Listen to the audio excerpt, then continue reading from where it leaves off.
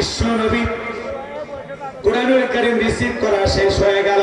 সাহাবায়ে কিরামদের দিকে মুখ ঘুরে ডেকে বলেন, আমার সাহাবীরা, এই মাত্র আসমান থেকে জিবরাইল এসে আমার উপরে সূরা আল মুমিনুনের 10টি আয়াত কারিমা নাজিল করে জানিয়ে দিয়ে গেলেন, ও নবী গো, এই 10টি আয়াতের ভিতরে আল্লাহ পাক তার আদরের বান্দাদের জন্য, আদরের মুমিন বান্দাদের জন্য 7টা গুণাবলী নিয়ে আলোচনা করেছেন, মুমিনের 7টা বৈশিষ্ট্য নিয়ে আলোচনা করেছেন। কোন মুমিন যদি এই 7টা গুণে গুণান্বিত হতে পারে, 7টা গুণ তার জীবনকে সাজাইতে পারে, আল্লাহ পাক তাকে জান্নাতুল ফেরদাউসের ওয়ারিস বানায় দিবেন। বলেন সুবহানাল্লাহ। বাবা মারা গেলে সন্তান যেরকম ওয়ারিস সূত্রে বাবার সম্পত্তির ভাগ পায়, বাবা মারা গেলে ছেলে বাবার সম্পত্তি কি পায়? ভাগ পায়। কোন মুমিন যদি এই 7টা গুণাবলী অর্জন করতে পারে, 7টা গুণ দিয়ে তার জীবনকে সাজাইতে পারে, আমার আল্লাহ রাব্বুল আলামিন তাকে জান্নাতুল ফেরদাউসের ওয়ারিস বানায় দিবেন। বলেন সুবহানাল্লাহ। আপনারা আমার টার্গেট জান্নাত না জাহান্নাম? কারা কারা জান্নাতে যেতে চান? দুহাত তুলে একবার দেখান। লিল্লাহি তাকবীর। গুণাবলী কয়টি? 7টি। জান্নাতে যেতে গেলে মাত্র কয়টা গুণাবলী? এই 7টা গুণাবলী যতক্ষণ না শেষ হবে ততক্ষণ পর্যন্ত মুনাজাত হবে না ইনশাআল্লাহ। আপনারা এইবার চলেন আমরা আলোচনা শুরু করে দিই। বিশ্বনবী তখন সাহাবায়ে কিরামদের সামনে তিলাওয়াত করলেন, কদ ফালাহাল মুমিনুন। আল্লাহু আকবার। আর আস্তে কোন আল্লাহু আকবার। আল্লাহু আকবার। এতগুলো মানুষ আল্লাহু আকবার বলে একটা মাঠ কেঁপে উঠবে না? তাই কোন হুজুর গরম মাস করে, অন্তর ঠান্ডা হয়ে গেছে, গরম মাস শুনলে কি গরম হবে? और अब्बा का फरका पीर तकबीर হবে কার নামে? আল্লাহ। স্লোগান হবে কার নামে? আল্লাহর নামে। সেই জমিনে আল্লাহর শ্রেষ্ঠত্ব বরত্ব ঘোষণা করা হয়, ওই জমিনে শয়তানি শক্তি টিকতে পারে না। কথা বলে ঠিক কি না? আপনি সুবহানাল্লাহ আলহামদুলিল্লাহ জিকির করবেন, শয়তান কাছেই বসে থাকবে, আর যখনই বলবেন আল্লাহু আকবার, লঙ্গি খুলে দৌড় মারবে। কারণ আল্লাহু আকবারের স্লোগান শয়তান সহ্য করতে পারে? কথা বলেন, সহ্য করতে পারে? আল্লাহু আকবার জোরে বলবেন, তাহলে শয়তান থাকলে দৌড়ে চলে যাবে। লিল্লাহি তাকবীর। আমার আল্লাহ রাব্বুল আলামিন বলেন, কদ আফলাহাল মুমিনুন, অবশ্যই মুমিনরা সফল হয়েছে, অলরেডি মুমিনরা সফল হয়েছে। সফল হয়েছে তারা ঈমান এনেছে যারা। বলেন আল্লাহু আকবার। আল্লাহর কাছে ক্ষমতা থাকলে সফল হওয়া যায় না, টাকা থাকলে সফল হওয়া যায় না। পৃথিবীর সবাই চিনে জানে আল্লাহর কাছে সফল হওয়া যায়। পৃথিবীর সবচেয়ে বড় নেতা নাম কি? Joe Biden. এদিক খেয়াল করেন, এই বাজারের নাম কি? কালীতলা। এই বাজারে আল্লাহর একজন গোলাম সবজি বিক্রি করে, কাঁচা তরকারি বিক্রি করে। এই সবজি বিক্রেতা, এর ভিতরে যদি ঈমান থাকে, আযান দেওয়ার পরে আল্লাহর ঘর মসজিদে গিয়ে যদি আল্লাহর কাছে মাথাটা নত করে, পৃথিবীর বড় ক্ষমতাধর নেতা জো বাইডেনের চেয়ে এই ঈমানদারের দাম কম না বেশি? তিনি বলেন কম না বেশি? ক্ষমতার দিক দিয়ে সফল, কিন্তু এই ঈমান এনে সফল। সুবহানাল্লাহ বলেন। পৃথিবীর অনেক মানুষ আছে, টাকা আছে, মিলিয়ন বিলিয়ন ট্রিলিয়ন ডলার, আর কত টাকার মালিক নিজেও জানে না, কিন্তু টাকা থাকলে আল্লাহর কাছে, টাকার মানদণ্ডে আল্লাহর কাছে সফল হওয়া যাবে না। লোকটা যদি রাস্তার ফকির হয়, ভিক্ষুক হয়, লোকটা যদি ইমানদার হয়, আল্লাহর কাছে তার দাম আছে না নাই? এই যে ভ্লাদিমির পুতিন, কাটিং মারা মাল, কিংস অফ, জানেন না? ভারতের দাদা।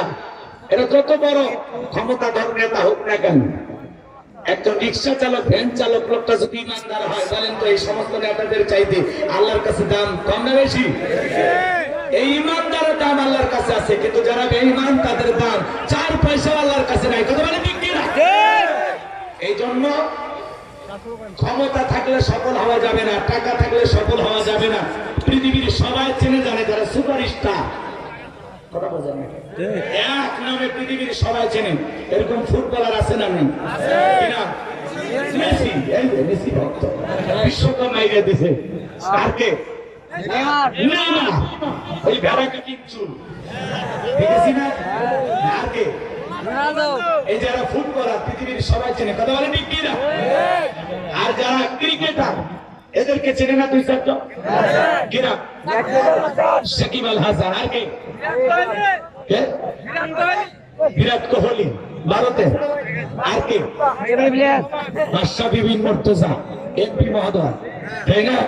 অনেক ভালো মানুষ, কথা বলে ঠিক কিনা? সে এমপি হয়ে জনগণের কাছে যা বলে ঘুষ দিবেন, সুদ খাবেন, আবার মসজিদে যা নামাজও পড়বেন, তা তো হবে না, তাই না? জনগণের সাথে খুব মিশে। এক মহিলা বলতেছে কি যেন খাইতে দিছে, ফল ফল জোর করে বলতেছে আমার সামনেই খা। আছে না গরিব মহিলা যায়, একটা গরিব মহিলা কয়েকটা ফল নিয়ে যা বলতেছে আমার সামনেই খাও, আমি দেখি মাশরাফি তুমি এই ফল খাও। জনগণের দেওয়া সেই ফলটা খাইতেছে। অনেক নেতা হলে তাকে পরীক্ষা নিরীক্ষা করতো যে কিছু মিশন আছে কিনা, ঠিক কিনা? কিন্তু মাশরাফি বিন মুর্তজা সহজ সরল মনের মানুষ, জনগণের ফল পাইয়ে খাইয়ে ফেলে দিচ্ছে বিশ্বাস করে, কথাটা ঠিক কিনা? আরে জনগণের নেতা হলে জনগণ বিষ খাওয়ায় মারবে না, কথাটা ঠিক কিনা? করতেছেন মনে হয়? হ্যাঁ, এটা হলো জনগণের ভালোবাসা। আপনি জনগণের সাথে যত মিশবেন, জনগণ তত কলিজাতে ভালোবাসবে, কথাটা ঠিক কিনা? তাহলে পৃথিবীর সবাই চিনে জানে বাংলাদেশের এরকম মানুষ আছে না নাই? সবাই চিনে জানে। এরকম একজন মানুষের নাম বলেন তো, মাননীয় প্রধানমন্ত্রী সবাই চেনে না? বিরোধী দলীয় নেত্রী চেনে না? আমাদের চাচা মইরা গেছে, চেনে না? কথা বলে না কেন? কোরআনের কথা বলে, দিনের কথা বলে, এরকম দিনের দায় ইসলামিক স্কলার সবাই চেনে জানে। এরকম নাম কি একজন আছে না নাই? কোরআনের পাখি আল্লামা সাইদি, আল্লাহু আকবার। আর কি না? ডক্টর আমির হামজা, ডক্টর মিজানুর রহমান আজারি ভাই, আল্লাহু আকবার। আর কি না? আল্লামা তারেক মনোয়ার, আর কি না? মামুনুল হক।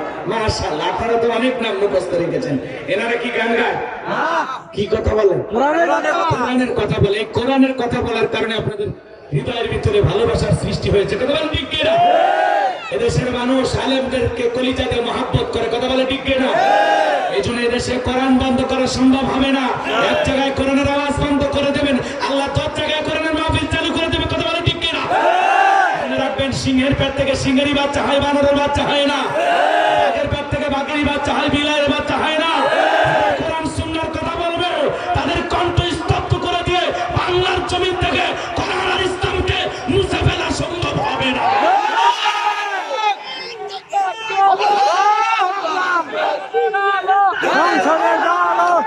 লিল্লাহি তাকবীর। কোরআন ছিল, আছে, থাকবে, কথা বলে ঠিক কিনা? বিসমিল্লাহ উঠিয়ে ফেলতে চাইছিল একজন টাকলাওয়ালা, বিসমিল্লাহ সংবিধানে আছে, রাষ্ট্রধর্ম ইসলাম আছে, কিন্তু ওর নেতৃত্ব নাই, ওর ক্ষমতা নাই, ওর বাহাদুরি নাই, কথা বলে ঠিক কিনা? ইসলামের সাথে যারা পাল্লা দিতে আসবে ওদের কল্লা থাকবে না, কথা বলে ঠিক কিনা? ইসলামের সাথে পাল্লা দিতে আইসা, কথা বলে না কেন? রাগ করতেছেন? আমার আল্লাহর নাম কি? আমার আল্লাহ দিকে বলে আমার নাম আল্লাহ। যারা দিতেছে আমার সাথে পাল্লা, আমি রাখবো না তাদের ঘাড়ে কাল্লা। আল্লাহর সাথে পাল্লা দিয়ে, ইসলাম আলাদের সাথে পাল্লা দিয়া, মুসলমানের সাথে পাল্লা দিয়ে জুলুম করে, অত্যাচার করে পৃথিবীর জমিনে কেউ টিকে থাকতে পারে না, কথা বলে ঠিক কিনা? জালেমদের শেষ পরিণতি পরাজয়, আর ইমানদারদের শেষ ভরসা বিজয়। কথা কয় না কেন? ভয় পাওয়ার কোন কারণে মোর বই করে ভাই, তো ভয় করে লাভ আছে? মুনাফিকেরা মরার আগে বারবার মরে, বেঈমানেরা মরার আগে বারবার মরে, ইমানদাররা মরে কয়বার? মুমিনদের জন্য মৃত্যু তো গিফট, একটা উপহার, এপারে দুনিয়া ওপারে জান্নাত। সুবহানাল্লাহ। চলেন আলোচনায় কষ্ট হচ্ছে আপনাদের। আমার আল্লাহ রাব্বুল আলামিন বলেন, কদ আফলাহাল মুমিনুন। অবশ্যই মুমিনেরা সফল হয়েছে, তারা ঈমান এনেছে যারা। তার মানে কি ঈমানদার ছাড়া সফল হওয়ার কোন রাস্তা আছে না, তরিকা আছে না, পথ আছে? আপনার আমার দেহের ভিতরে ঈমান নামের সম্পদ আছে, আল্লাহর কাছে আপনার আমার কাম আছে, কথা বলে ঠিক কিনা? আরে ভাই, টাকা না থাক, ক্ষমতা না থাক, কেউ চিনুক আর না চিনুক, আপনি যে ঈমানদার, আপনি কালো হন, ধলা হন, ফর্সা হন, খাটো হন, লম্বা হন, গরিব হন, ধনী হন, তাতে কোনো সমস্যা নাই। আপনি ঈমানদার, আল্লাহর কাছে আপনার দাম আছে। আমার আপনার ভিতরে ঈমান নামের সম্পদ আছে, আমরা আল্লাহর কাছে দামি, কথা বলেন ঠিক কিনা? রাগ করতেছেন মনে হয়? কষ্ট পাইছেন? তাহলে আমি বলবো সফল হয়েছে তারা, আপনারা বলবেন ঈমান এনেছে যারা। বাবা মুসলমান, দাদা মুসলমান, সেই সূত্রে আপনি আমি মুসলমান। পেয়েছি শ্রেষ্ঠ ধর্ম ইসলাম, পেয়েছি শ্রেষ্ঠ কিতাব কোরআন, পেয়েছি শ্রেষ্ঠ নবী মুহাম্মদ রাসূলুল্লাহ সাল্লাল্লাহু আলাইহি ওয়াসাল্লাম, কথা বলেন ঠিক কিনা? খালি একটু আমল আগ পর্যন্ত মাঝখানে খালি কথা বলে না। সে একটু আমল করে আল্লাহ আমাদেরকে জান্নাত হিসেবে কবুল করে। আমিন। আল্লাহ বলেন কথা আল মুমিনুন, অবশ্যই মুমিনরা সফল হয়েছে। সফল হয়েছে তারা ঈমান এনেছে যারা। বলেন সফল হয়েছে কারা? ঈমান এনেছে যারা। বলেন সফল হয়েছে কারা? ঈমান এনেছে যারা। আল্লাহর কাছে দামি বান্দা কারা? ঈমানদার বান্দা যারা। আল্লাহর কাছে দামি বান্দা কারা? ঈমানদার বান্দা যারা। বোঝা গেছে? এইবার চলেন ঈমান আনার পরে, মুমিন হওয়ার পরে সবচাইতে গুরুত্বপূর্ণ যে ইবাদত, তার নাম কি? সালাত। আল্লাহ মুমিনদের 7টা গুণাবলী নিয়ে আলোচনা করেছেন। আল্লাহ 1 নাম্বার সালাতে শুরু করেছেন। যুবক নিরাশ হওয়ার কোনো কারণ নাই। 4 নাম্বার গুণাবলীতে তোমাদের জন্য কিছু বরাদ্দ আছে। রাগ করতেছেন মনে হয়? চলেন বাজান 1 নাম্বার গুণাবলী, আল্লাযীনা হুম ফি সালাতিহিম খাশিউন। আমার আল্লাহ রাব্বুল আলামিন বলেন, যারা নিজেদের সালাত বিনয়ের সহিত, নম্রতার সহিত, খুশু ভাব নিয়ে আল্লাহর ভয়ে আল্লাহকে রাজি খুশি করার জন্য আদায় করে। আপনি আমি যখন মসজিদের ভিতরে প্রবেশ করব সালাত আদায় করার জন্য, তাফসীরে ইবনে কাসিরের ভিতরে আসছে বাজান, এই আয়াতের ভিতরে, এই আয়াতের তাফসীরি কারক খুব সুন্দর করে কথাটি লিখেছেন, অন্তরের ভিতরে কোনো সুচিন্তা, দুশ্চিন্তা, টেনশন মুক্ত হৃদয় নিয়ে আল্লাহর ঘরে গিয়ে আল্লাহর সামনে গিয়ে সালাত আদায় করা লাগবে। আপনি আমি যখন সালাত আদায় করার জন্য মসজিদের ভিতরে প্রবেশ করব, মনের মধ্যে, অন্তরের মধ্যে দুনিয়াবি কোনো চিন্তা রাখা যাবে না। টেনশন মুক্ত হৃদয় মানে অন্তরের মধ্যে দুনিয়াবি কোনো কথা রাখা যাবে না। কথা কয় না কেন? আপনি আমি যখন মসজিদের ভিতরে প্রবেশ করব, তখন অন্তরে ভয় থাকতে হবে কার? আল্লাহ। আল্লাযীনা আমানু তাকুল্লাহ, হে ঈমানদারগণ আমি আল্লাহকে ভয় করো। হাক্কা তুকাতিহি, ভয় করার মতো ভয় করো। আপনি আমি যখন মসজিদের ভিতরে প্রবেশ করব, দুনিয়াবি সব চিন্তা ভাবনা মসজিদের বাইরে রাখা আল্লাহর ভয় নিয়ে মসজিদে নামাজ আদায় করতে দাঁড়িয়ে যাব। আর যখন নামাজ আদায় করব, মনে মনে এইটা ভাববো, আমি নামাজ আদায় করতেছি, আমার আল্লাহ আমাকে দেখতেছে। কিভাবে সালাত আদায় করবেন, বিশ্বনবী কিভাবে সালাত আদায় করতেন, হৃদয়ের কান পেতে কথাগুলো শুনে যান। আম্মা জান আয়েশা রাদিয়াল্লাহু তাআলা আনহা বলেন, নবীজি এত লম্বা সময় ধরে নামাজে দাঁড়িয়ে থাকতেন। নবীজি নামাজের মধ্যে দাঁড়িয়ে থাকতে থাকতে বিশ্বনবীর পা মোবারক ফুলে উঠতো। এতটা লম্বা সময় নবীজি দাঁড়ায় থাকতেন, পা ফুলে উঠতো, স্যান্ডেল পরতে কষ্ট হইতো। আমার নবীজি কতটা লম্বা সময় নামাজে দাঁড়িয়ে থাকতেন, সুবহানাল্লাহ বলেন। আম্মা জান আয়েশা বলেন, নবীজি এত লম্বা সময় ধরে রুকু করতেন, সিজদা করতেন, মাঝে মাঝে মনে হয় নবীজি আর কোনোদিন সিজদা থেকে মাথা উঠাবেন না। আম্মা জান আয়েশা ডেকে বলেন, একদিন রাতের বেলায় থেকে বিছানা ভিজে গেছে, আমি মনে করলাম পানি পরে ভিজে গেছে, কিন্তু না না, আমি তাকায় দেখি বিশ্ব নবী সিজদা দিয়ে এত কান্না করেছেন, এত কান্না করেছেন, নবীজির চোখের পানিতে পুরো বিছানাটা ভিজে গেছে। আম্মা জান আয়েশা অপেক্ষায় পরিচা থাকলেন। নবীজি যখন সিজদা থেকে মাথা উঠাইলেন, ডেকে বলেন, নবী গো, এত কান্না আপনি কেন করেছেন, কি হয়েছে আপনার? বিশ্ব নবী ডেকে বলে, আয়েশা, আমি তো আমার জন্য কাঁদি নাই, আমি কাঁদি আমার গুনাহগার উম্মতের জন্য। আল্লাহর কাছে কেঁদে কেঁদে বলে, আল্লাহ, আমার একটা গুনাহগার উম্মতকে জাহান্নামের আগুনে জ্বালাইও না। আপনার আমার নবী আপনাকে আমাকে জাহান্নাম থেকে বাঁচানোর জন্য আল্লাহর কাছে সিজদা দিয়ে চোখের পানি ছেড়ে দিয়ে কান্না করে। আপনার আমার কান্না করার দরকার আছে না নাই? নবীজি নিজের চোখে জাহান্নাম দেখেছেন, ওই জাহান্নাম বড় কঠিন জায়গা।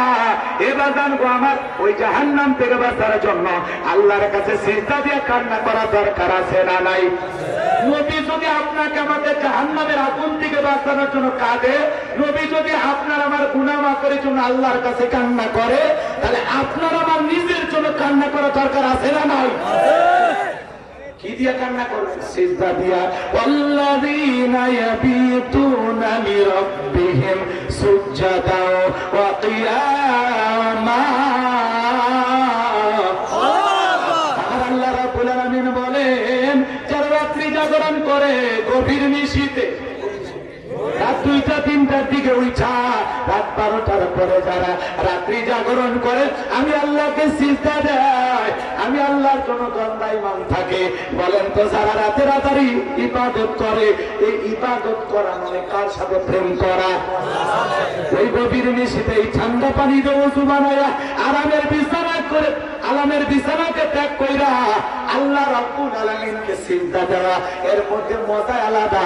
যারা রাতের বেলায় তাহাজ্জুদ পড়ে, গভীর নিশীথে 2-4-8 রাকাত এইভাবে নামাজ আদায় করে, এবার জানবো আমার ওই গভীর নিশীথে নামাজ আদায় করার পর এত মজা লাগে, এত মজা লাগে, অন্তরটা অনেক ফুরফুরে হয়ে যায়, মনটা ভালো লাগে। কথা বলে ঠিক কিনা? রাগ করতেছেন মনে হয় না? এক শ্রেণীর মানুষ আছে রাত্রি জাগরণ করে আল্লাহকে সিজদা দিয়ে রাত কাটায়।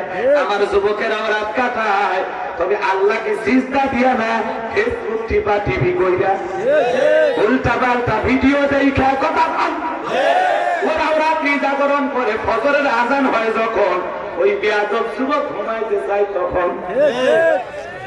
এরকম পাগলা আছে না? ফজরের আজান হলে তখন ঘুমানোর টাইম শুরু হয়, সারা রাত মোবাইল টিপা টিপি করে। রাগ করতেছেন মনে হয়? তাহলে সিজদা দিয়ে চোখের পানি ছেড়ে দিয়ে আল্লাহর কাছে জাহান্নাম থেকে বাঁচার জন্য কান্না করা দরকার আছে না নাই? সিজদা দিয়ে চোখের পানি ছেড়ে দিয়ে আল্লাহর কাছে বলতে হবে, রব্বানা শরীফান আযাব জাহান্নাম ইন্না আযাবাহা কানা গরাবা।